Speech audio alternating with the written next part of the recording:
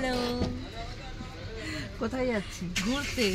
দেখতে থাকো, জানতে হলে দেখতে হবে ভিডিওটা, স্কিপ করো না কিন্তু।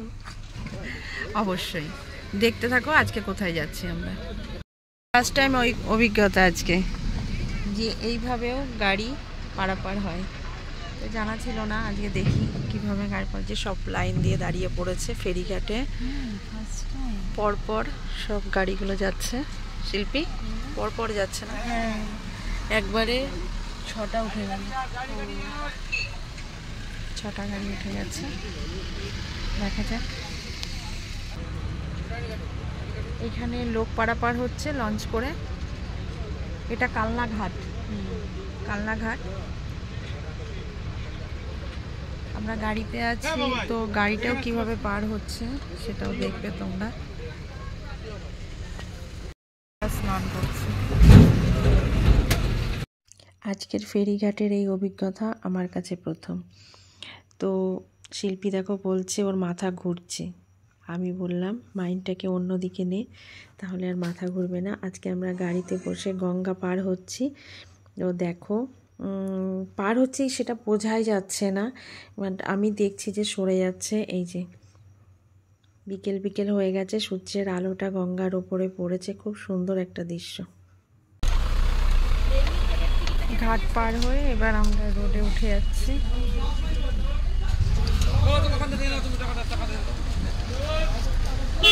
ঘাট আর এই পার হচ্ছে রোড, রোডে উঠে গেলাম।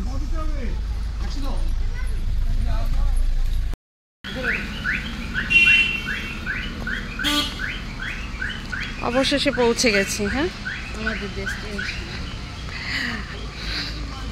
গন্তব্যস্থল।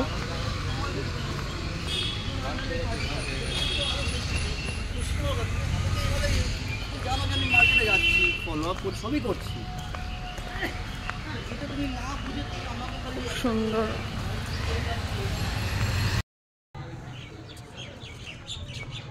হাজারদুয়ারির মতোই লাগে একদম, তাই না?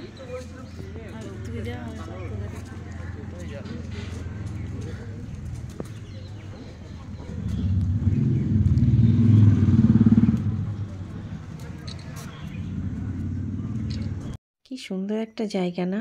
হ্যাঁ, এটা বর্ধমানের এক রাজবাড়ি, যেখানে আছে অনেক কিছু। আজকে দেখাবো তোমাদেরকে ভিডিওতে, সব কিছু দেখে নাও। কত সুন্দর, ভীষণ সুন্দর। এটা একটা শিব মন্দির। এই দেখো, ওম নমঃ শিবায়।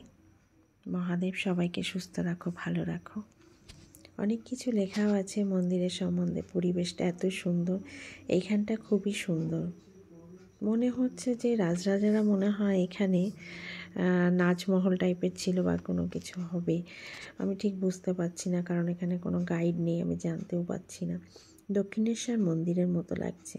হ্যাঁ বন্ধুরা, এইটা কিন্তু শুনলাম যে এই মন্দিরের আদলেই নাকি দক্ষিণেশ্বর মন্দির তৈরি হয়েছে।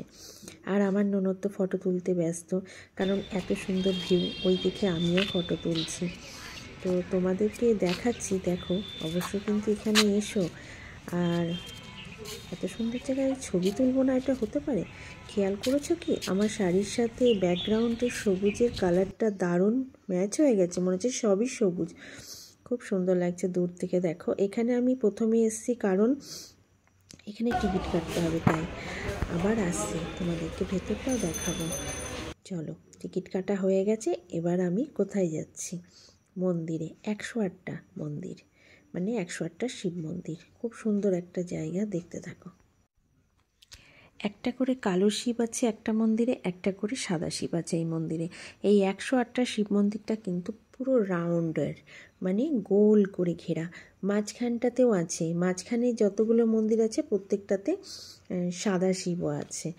তো এখানে দেখলাম একজন পুজো দিচ্ছিল, সে কালো শিবের মাথায় দুধ গঙ্গা জল দিচ্ছিল, এক ঢপ দুধ নিয়ে এসেছিল, আর সাদা শিবকে পুজো দিচ্ছিল না। কেন জানি না, সাদা শিব পুজো করতে বারণ করে। আমিও এটাই দেখছিলাম আজকে। এইরকম 108টা শিব ঠাকুর এই মন্দিরে, চারিপাশটা দেখো, 108টা শিব মানে আছে এরকম। এত সুন্দর একটা জায়গা বাড়ির কাছে, মানে আশাই হয় না আমাদের, আজকে চলে এসেছি। দারুণ এসেছে 108টা মন্দিরে। অনেক স্বপ্ন ছিল এখানে আসার, কিন্তু আজকে চলে এলাম, বেশ ভালো লাগছে। খুব সুন্দর একটা জায়গা। অবশ্যই বন্ধুরা তোমরা কিন্তু এসো, অসাধারণ একটা প্লেস।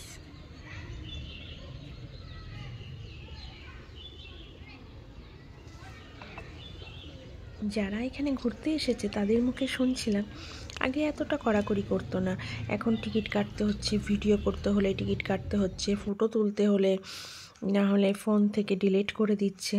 দেখো শিব ঠাকুরের মাথায় দুধ গঙ্গা জল ঢেলেছে, পুজো করেছে এইমাত্র, একজনকে দেখলাম। এই যে এখানে সাদা শিব, একটা কালো শিব একটা সাদা শিব, সত্যি মানে অপূর্ব দৃশ্য। এখানে না আসলে তো, একটা সাদা শিব একটা কালো শিব, প্রত্যেকটাতেই এরকম আছে। এই করে 108টা। এখানে এটা আমলকি গাছ, এই দেখো বেল গাছ, গাছে বেল ধরেছে। এই দেখো বলে শিব আর দুর্গা নাকি এরকম পায়রার বেশে এসেছিল, তাই বলে।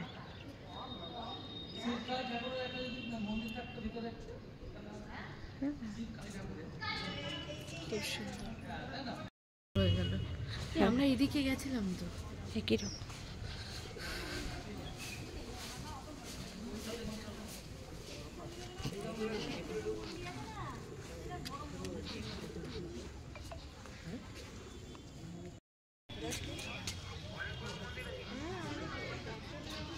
দেখো, প্রচুর লোক আজকে ঘুরতে এসছে, পরিবেশটা খুবই সুন্দর। বলছে এটা লালাজির মন্দির, বলছে প্রাকার বেষ্টিত প্রাঙ্গণে 1739 খ্রিস্টাব্দে নির্মিত এই পঞ্চবিংশতি রত্ন মন্দিরটি সমশ্রেণীভুক্ত মন্দিরগুলির মধ্যে প্রাচীনতম। মন্দিরের সম্মুখভাগে রহিয়াছে একটি নাট্যমণ্ডপ, এটা নাটমণ্ডপ বলছেন, নাটমণ্ডপ, এবং আরেকটি পর্বতাকৃত মন্দির যাহা গিরিবর্ধন নামে পরিচিত। মূল মন্দিরটি পোড়ামাটির অলঙ্কারে মণ্ডিত। খুব সুন্দর, সত্যি সুন্দর। পুরো রাজবাড়ি, হ্যাঁ পুরো রাজবাড়ি, পুরো রাজবাড়ি। আমার ননদ আজকে ছবি তুলতে ব্যস্ত।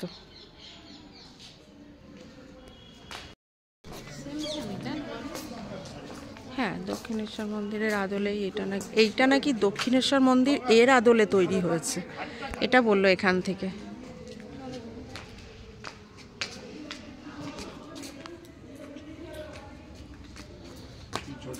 বর্তমানে রাজার রাজপ্রাসাদে ঘুরতে ঘুরতে পালকিটা চোখে পড়ল।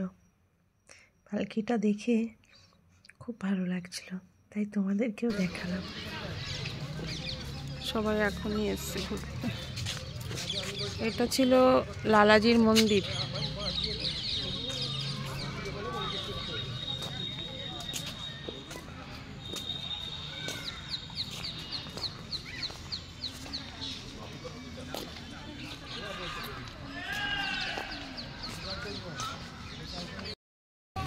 মন্দির ঘোরার পরে কি হচ্ছে?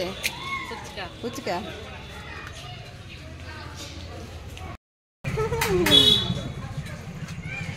টক কম।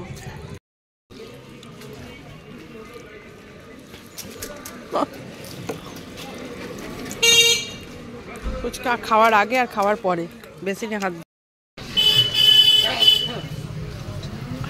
কি হলো, কেমন খেতে? ভালো।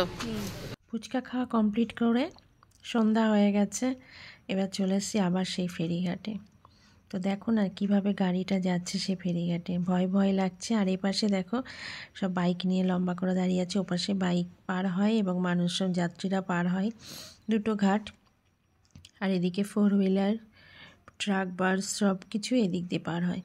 এই যে মেশিনটা দেখছো, এই মেশিনটাই ওই চাকরিটাকে নিয়ে যায়। একজন বলল এর নাম নাকি ভেসেল। যাই হোক বন্ধুরা, টাটা, তোমরা ভালো থেকো। আজকের ঘুরতে যাওয়াটা কেমন লাগলো, জায়গাটা তোমাদের কেমন লাগলো কমেন্ট করে জানিও। ভালো থেকো, সুস্থ থেকো, আবার দেখা হচ্ছে।